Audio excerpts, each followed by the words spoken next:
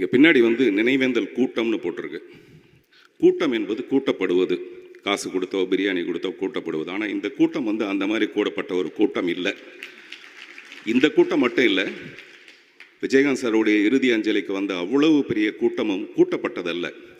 திரு விஜயகாந்த் அவர்களை தங்களின் மனதில் புதைத்து கொண்ட ஒரு மாபெரும் சபை. அதனால தான் மரியாதைக்குரியவர்கள் நான் முதல்ல உங்களை ஆரம்பித்தேன். பிணமானவர்களை மட்டும்தான் நம்ம மண்ணில் புதைப்போம். நல்ல குணவான்களை நம்மளுடைய மனதில் நம்ம புதைத்துக் கொள்வோம். அப்படி நம்முடைய மனதில் புதைத்து கொண்டவர் தான் திரு விஜயகாந்த் அவர்கள். என்னுடைய ஈவன் படத்தில் கொஞ்சம் டெட் பாடிஸ் இருக்கும், பக்கத்தில் நிறைய பேர் உட்காந்து அழுதுட்டு இருப்பாங்க. அப்போ என்னுடைய வசனம் நாளைய பிணங்களோடு இன்றைய பிணங்கள் அப்படின்னு சொல்லுவேன். நாளைய பிணங்களோடு இன்றைய பிணங்கள் அப்படின்னு சொல்லுவேன். இவங்களும் நாளைக்கு பிணமாக போகிறவங்க தான். சுயநலத்தோட தன்னுடைய உடம்பை தானே சுமந்துக்கிட்டு எதுக்குமே பயன் இல்லாமல் இந்த பூமிக்கு பாரமாகவே சில பேர் வாழ்ந்து செத்து போயிடுவாங்க. அவங்க தான் பிணங்கள். அப்படி இல்லாமல் ஒரு மனிதன் வாழ்ந்து காட்டுறது இருக்குது பார்த்தீங்களா? இப்படி ஒரு மனுஷனாக வாழணும்னு நினைக்கிறத விட இப்படி ஒரு மனுஷனாக சாகணும்னு ஆசைப்பட்டது வந்து திரு விஜயகாந்த் பார்த்து தான், அவருடைய அந்த வந்த கூட்டத்தை பார்த்து தான். வாழும்போது காரு தேரு நிறைய சந்தோஷமாக வாழ்ந்துருவாங்க, ஆனால் சாகும்போது நாதியே இருக்காது. அப்படி இல்லாமல் இப்படிப்படிய ஒரு கூட்டத்தோட அவருடைய மறைவுன்றது நம்ம மனசுக்குள்ள மனிதாபிமானத்தை வளர்க்கணுன்ற ஒரு பெரிய விருப்பத்தை நமக்கு ஏற்படுத்துச்சு. அதே மாதிரி அவருடைய மனது அது ஒரு தாய்ப்பால் மாதிரி கருணையை சுரைக்கிற ஒரு மனது. அது ஒரு தாய்க்கு சமம். விஜயகாந்த் அவர்கள் ஆண்பாலாக இருந்தாலும் அவர் ஒரு தாய். எனவேதான் இந்த நேரத்தில் திருமதி பிரேமலதா விஜயகாந்த் அவர்களை நான் நினைவு கூற விரும்புகிறேன். பிள்ளைகளை சுமக்கிறது தாயாக இருக்கலாம், ஆனால் கணவனை சுமக்கிற ஒரு தாய்ங்கிறது உலகத்தில் மிக அரிது. அப்படிப்பட்ட ஒரு தாயாகத்தான் திருமதி விஜயகாந்த் அவர்கள் இருந்தார்கள். இல்லைன்னா இந்த வருத்தமும் இந்த கடினமும் இன்னும் சில வருடங்களுக்கு முன்னாடியே நம்ம வந்திருக்கோம். கடைசி வரைக்கும் அவங்கள காப்பாற்றினாங்க. அதனால ஒரு தாயை நான் இந்த நேரத்தில் போற்ற விரும்புகிறேன். நடிகர் சங்கத்துக்கு ஒரு குழப்பம் இருக்குது. இந்த நடிகர் சங்கத்துக்கு பின்னாடி நிறைய பெரிய மனிதர்கள் இருக்காங்க. எப்படி அவருடைய பேரை மட்டும் வைக்கிறது அப்படின்னு ஒரு குழப்பம் ஒன்று இருக்குது. அது சரியான குழப்பம். தாஜ்மஹாலை கட்டினது யாராக இருந்தாலும், அதுக்கு பின்னாடி கடுமையாக உழைச்சது யாராக இருந்தாலும், தாஜ்மஹாலை கட்டினது யாருன்னு கேட்டால் நம்ம ஷாஜகான் தான் சொல்லுவோம். அந்த மாதிரி ஒருவேளை தாஜ்மஹாலுக்கே கடன் இருந்திருந்தா கூட, பேங்க்கில் வச்சு கடன் வாங்கியிருந்தா கூட, அந்த கடனை அடைச்சி தாஜ்மஹாலை கட்டினது யாருன்னு கேட்டால் விஜயகாந்த்னு சொல்கிற அளவுக்கு அவர் உழைச்சிருப்பார். அப்படிப்பட்ட ஒரு மனிதருக்கு, அப்படிப்பட்ட திரு விஜயகாந்த் அவர்களுக்கு இங்கே இருக்கிற ஒரு வளாகத்துக்கு, ஒரு முக்கியமான வளாகத்துக்காவது அவருடைய பெயரை வைக்கணும். அந்த வளாகத்தில் நாம் சந்திப்போம் மறுபடியும். நன்றி, வணக்கம். தூரத்து இடிமுழக்கம் அப்படின்னு ஒரு படம் மெட்ராஸ் சினி லேபில் டப்பிங்கு. எங்கள் அக்கா வந்து ஹீரோயினுக்கு பேசினாங்க. அப்போது அந்த தேட்டருக்கு அண்ணன் வந்தாங்க பைக்கில். அதுக்கப்புறமா சட்டம் ஒரு இருட்டறையில் தான் நான் அண்ணங்கிட்ட ரொம்ப நெருங்கி பேசி பழகினது. அப்போல்லாம் நான் டப்பிங் ஆர்டிஸ்டாக இருந்தேன். அதுக்கப்புறமா எத்தனையோ நாள் அவருடைய ரூமுக்கு போயிருக்கேன், ராஜாபாதர் ஸ்ட்ரீட்டுக்கு. சாப்பிட்டு போவோம்னாங்க. சாப்பிட்டதுக்கப்புறமா வந்து இப்போ வீட்டுக்கு போய் நேரம் எங்கே போகிறேன், நான் வீட்டுக்கு தானே போகிறேன், பேசாமல் இப்படி ஒரு ஓரமாக படும்பாங்க. அவங்க ரூம்லேயே நானும் படுத்து தூங்கியிருக்கிறேன். அதுக்கப்புறம் எத்தனையோ மீட்டிங்ஸு, எவ்வளவோ இது டப்பிங் பேசுகிறது, எத்தனையோ படங்கள் டப்பிங்கு அவங்க கூடலாம் இது பண்ணியிருக்கிறேன். நான் அவங்க கூடவே நான் வந்து நிறைய ட்ராவல் பண்ணியிருக்கிறேன். ஒரு இக்கட்டான ஒரு சூழ்நிலை, என்கிட்ட காசு இல்லை.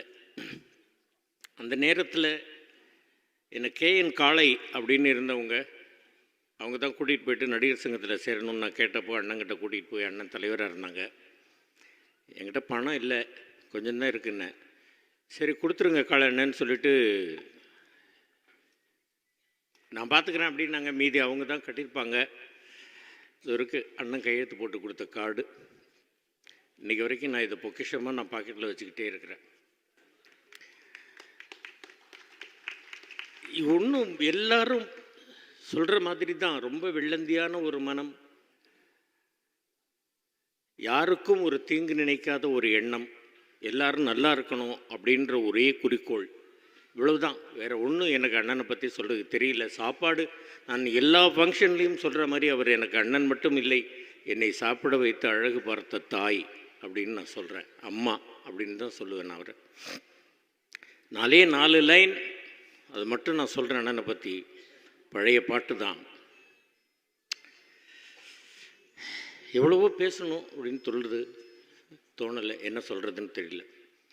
மனிதன் என்பவன் தெய்வமாகலாம், வாரி வாரி வழங்கும் போது வள்ளலாகலாம், வாழை போல தன்னை தந்து தியாகி ஆகலாம், உருகி ஓடும் மெழுகு போல ஒளியை வீசலாம்.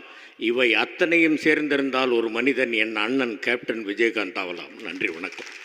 விஜயகாந்த் அவர்களை சுமார் 40 வருஷமாக எனக்கு பழக்கம். ஒரு சினிமாவில் இவ்வளோ ஆனஸ்டாக இருக்கக்கூடிய வெகு சிலரில் விஜயகாந்த் அவர்கள்.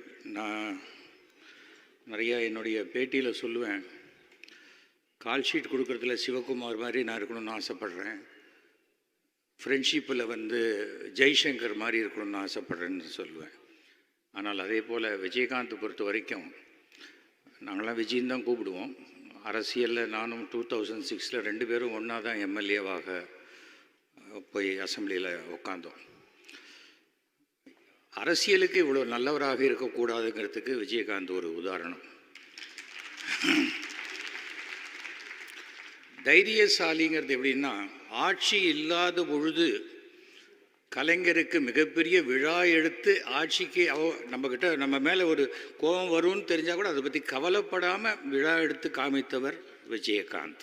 அது தனக்கு பிடிச்சதா செய்யணுமா செஞ்சு காமிச்சவர் விஜயகாந்த்.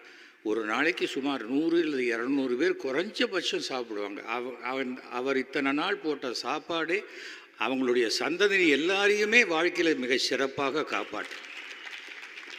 சினிமாவில் பேர் புகழ் விஜயகாந்துக்கும் சரி, சிவாஜி, எம்ஜிஆர் யாருக்குமே இறப்பு கிடையாது. சினிமாவில் நடிக்கிறவங்க யாருக்கும் இறப்பு கிடையாது. ஏனென்றால் அவர்கள் வீட்டு தொலைக்காட்சியில் போனால் வாழ்ந்து கொண்டிருப்பார்கள், சினிமா தேட்டரில் போனால் வாழ்ந்து கொண்டிருப்பார்கள். எல்லாருக்குமே அது ஒரு பெரிய கிஃப்ட். நம்மை விட திறமைசாலியான இயக்குனர்கள் இருந்தால் கூட அவர்கள் முகம் கேமராவில் இல்லாத போது அவர்கள் முகத்தை மறக்கக்கூடிய வாய்ப்பு உண்டு. இன்றைக்கும் தியாகராஜ பாகவதர் முகத்தை மறக்க முடியாது.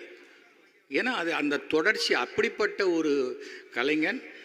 எல்லாத்தையும் தாண்டி ஒரு விஷயம் விஜயகாந்த் கிட்ட என்னன்னு சொன்னால், ஒரு கஷ்டம் அப்படின்னா, ஒரு நாடக நடிகராக இருந்தாலும் சரி, நம்ம ஸ்டேட்டஸ் தான் இருக்காருன்னு பார்க்காம உடனே உதவி செய்கிற குணம் எம்ஜிஆருக்கு பிறகு நான் கேப்டன் விஜயகாந்த் கிட்ட தான் நான் அதை பார்த்தேன்.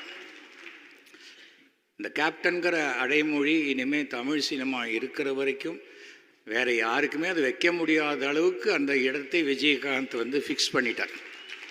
ஏன்னா அந்த ரசிகர் மன்றம் மாறும்பொழுது அந்த அடைமொழியோடு சேர்த்து மாறிக்கிட்டே வரும், ஜென்ரேஷன் மாறும்போது.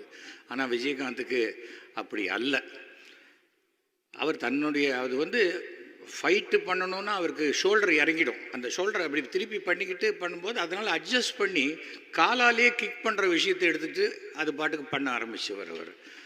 அது ஒரு பெரிய விஷயம், சாதாரணமான ஒரு விஷயம். சினிமாவில் நல்லவர்கள் நல்லவைகள் அப்படின்னு எடுத்து பார்க்கும்போது அந்த லிஸ்ட்டில் விஜயகாந்த் என்றைக்குமே அந்த ஃபஸ்ட்டு இடத்துல இருப்பார். இன்றைக்கி நடிகர் சங்கம் சிறப்பாக இயங்கிய கொண்டிருக்கின்றன. இந்த நடிகர் சங்கத்தினுடைய கடனை அடைத்தவர் விஜயகாந்த் அவர்கள் தான். ஃபஸ்ட்டு கேப்டன் விஜயகாந்த் அவர். இன்றைக்கி அந்த நிலம் மீட்கப்பட்டு அடுத்த செட் ஆஃப் யங்ஸ்டர்ஸ் வந்திருக்காங்க, பண்ணுறாங்க, சிறப்பாக பண்ணுவாங்கன்னா அதுக்கு விஜயகாந்த் அவர்களுடைய ஆசீர்வாதம் என்றைக்குமே உண்டு. ஒருத்தர் இறந்து போன பிறகு அவரை பற்றி இவ்வளோ பேசும் பொழுது இந்த மாதிரி ஹாலெல்லாம் இவ்வளோ தூரம் ஃபுல்லாகுதுன்னாக்கா அதுக்கு ஒரு 300 ரூபா பிரியாணி இதெல்லாம் வாங்கி கொடுத்தா கூட வரத்துக்கு ஆள் இல்லாத காலகட்டத்தில் ஒரு கேப்டன் விஜயகாந்துங்கிற பேருக்காக எந்த விளம்பரமும் கிடையாது பேப்பரில். இன்றைக்கி இவ்வளோ பேர் இருக்காங்கன்னா அது கேப்டன் விஜயகாந்துங்கிற பேர் தான். அதுதான் லைஃப்பில் நம்ம சேர்த்து வைக்கணும். சொத்து கித்து இதெல்லாம் அப்புறம். அதுக்கு பிறகு அந்த நல்ல பெயர் இருக்குல்ல, அது இறந்த பிறகு இல்லை இவர் வேறு மாதிரின்னு சொல்கிறது. இன்றைக்கி விஜயகாந்தை பற்றி இங்கேன்னு இல்லை, எந்த இடத்துல வேணும், தமிழ்நாட்டில் எந்த கோடியிலே இருக்கட்டும், உலகத்தில் தமிழர்கள் எங்கே இருக்காங்களோ அங்கே இருக்கட்டும், ரெண்டாவது வித்தியாசமான ஒப்பீனியனே வராத ஒரு நடிகர் என்றால் அது கேப்டன் விஜயகாந்த். நல்லவர்ப்பா அவர், என்னப்பா நல்லவர்ப்பா, அவ்வளோ நல்லவர்ப்பா அப்படி என்று அன்றைக்கி அந்த வந்த கூட்டமெல்லாம் சாதாரணமான கூட்டம் இல்லை. அந்த கூட்டத்தினுடைய அந்த ஒரு வேதனை இதெல்லாம் இன்றைக்கி நடிகர் சங்கம் இவ்வளவு சிறப்பாக இந்த நினைவஞ்சலியை பண்ணியிருக்காங்க. இந்த நினைவஞ்சலி முழுக்க எல்லாரும் பேசணும்னு ஆரம்பித்தா இதுவே 1 வருஷம் போகும் போல் இருக்குது. எங்கள் சைடில் அத்தனை பேர் இருக்காங்க. இருந்தாலும் விஜயகாந்த் அவருடைய ஆத்மா சாந்தி அடையும். விஜயகாந்த் செய்த அனைத்து நல்ல காரியங்களுக்கும் அவருக்கு சொர்க்கத்தில் ஒரு இடம் உண்டு. அது என்றைக்கும் உண்டு. அவர் அவருடைய ஆத்மா சாந்தி அடையும். அவர் குடும்பத்தாருக்கு என்னுடைய மனமார்ந்த அனுதாபங்களை தெரிவித்துள்ளோம். என்ன சொன்னாலும் ஃபிசிக்கலாக நம்மக்கிட்ட இல்லாத ஒருத்தரை நம்ம திருப்பி கொடுக்க முடியாது. ஆனால் இந்த நல்ல நினைவுகள் அந்த குடும்பத்தை மிக சிறப்பாக வாழ வைக்கும் என இறைவனை வேண்டிக் கொள்கிறேன். நன்றி, வணக்கம், ஜெய்ஹிந்த்.